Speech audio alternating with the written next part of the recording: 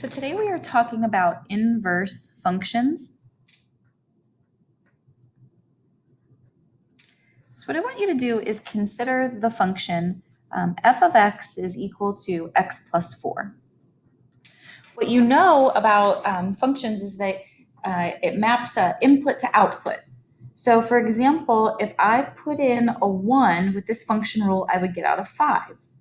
If I put in a 3, I would get out a 7. If I put in a 10, I would get out a 14. Now, obviously, there are infinitely more input values I could give you, but these are just an example. So interchanging x and y values gives the inverse.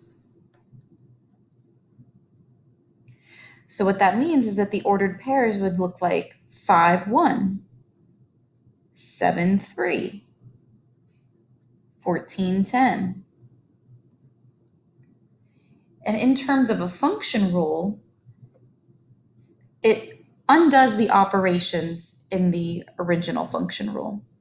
So in this example, the function rule that would define these ordered pairs is x minus 4. Hopefully you can see that these two functions have opposite operations going on. So what we would do to show that this is the inverse is use this f to the negative 1. That's what you use to write out f inverse. So what I would really like for you to notice here is that the domain of f is equal to the range of f inverse, and that the domain of f inverse is the range of the original function. So there's two types of examples that we're going to go over today. The first one is on verifying inverses.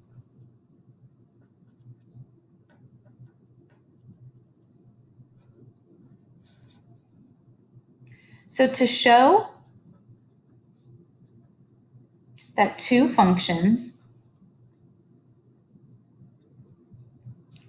f and g, are inverses of each other,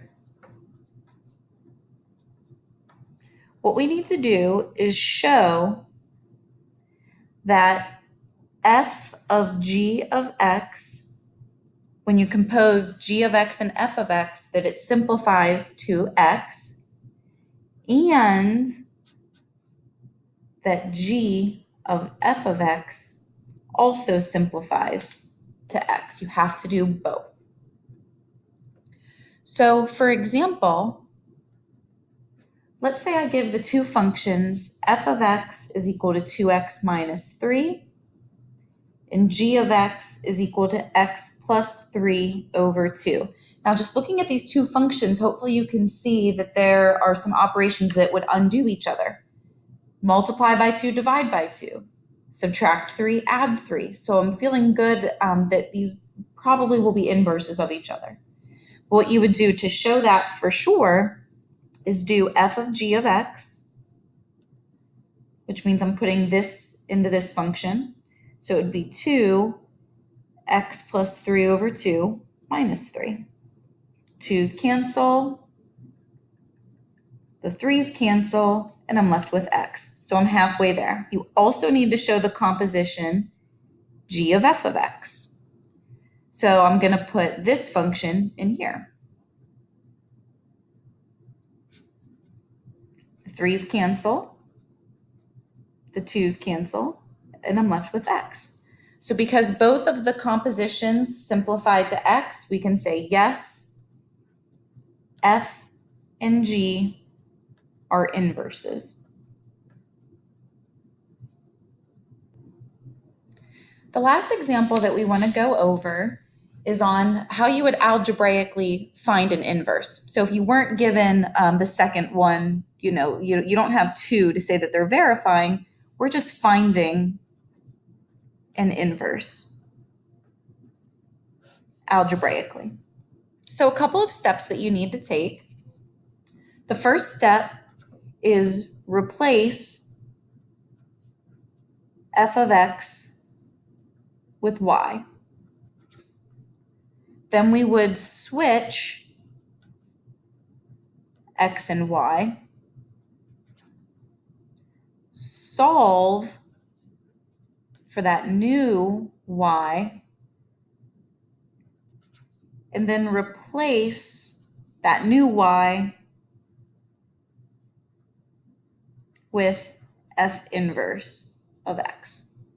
And you can always check your work with composition.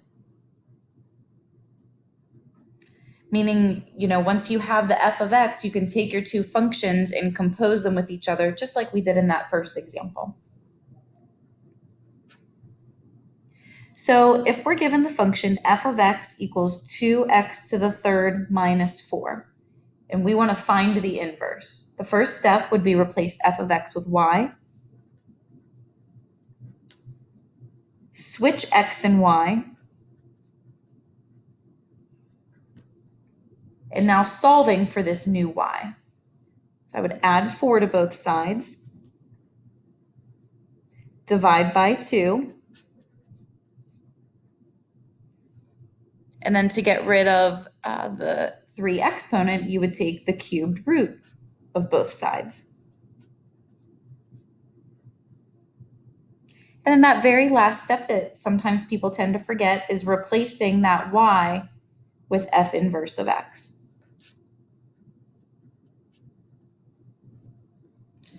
So again, hopefully you can see that we've got some operations that would undo each other.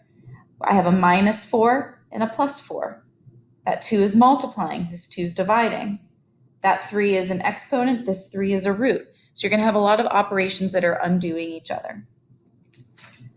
So to see if you've got a handle on what we've just done, go ahead and see if you can try these examples on your own. The answers are provided over here.